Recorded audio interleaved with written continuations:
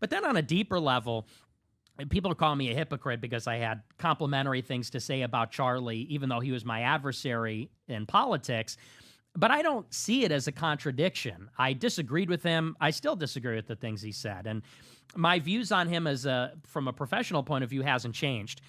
What I have processed is the reaction to the killing from all of his fans and from people. You see that millions of people were touched by his activism. And I looked at his activism in a very one-dimensional way, which is that he's pro-Trump, he's pro-Republican, he's pushing the talking points. But seeing the outpouring of support, I mean, I saw a lot of young people that were emotional. Young men, young women going to the vigils and actually distraught. And I think they were distraught, one, because it was so evil what was done to him. To see that kind of violence was really upsetting. But also I think people were touched because Charlie Kirk, it does put things in perspective when a person dies. I don't believe he was a bad man. I disagreed with him. I didn't like his politics. But what I have come to respect about him is that he was a very hard worker. He was kind. You notice that when he talked to people he didn't like or disagreed with. He was open to other people. And maybe more than anything, the thing that touched people the most was his testimony of his faith, that he believed in God. And, I didn't like what he advocated for politics, but what he advocated for Christianity. That's the part that people are going to remember him for.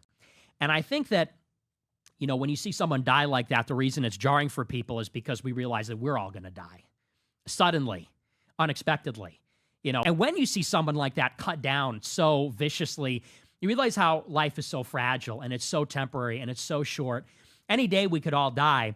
And what that then naturally makes us think about is, well, what does it all really mean then? If you could get stopped in your tracks at any time like that, what actually really matters in life?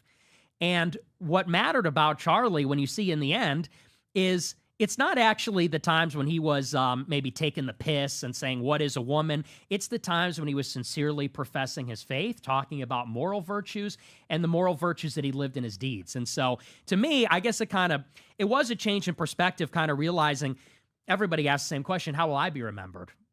When we get unexpectedly killed or when we die or when bad things happen. And it's a challenge to kind of live every day thinking, could today be the day? And what did I do on my final day? How did I act? Did I tell the truth? Was I courageous? Was I kind?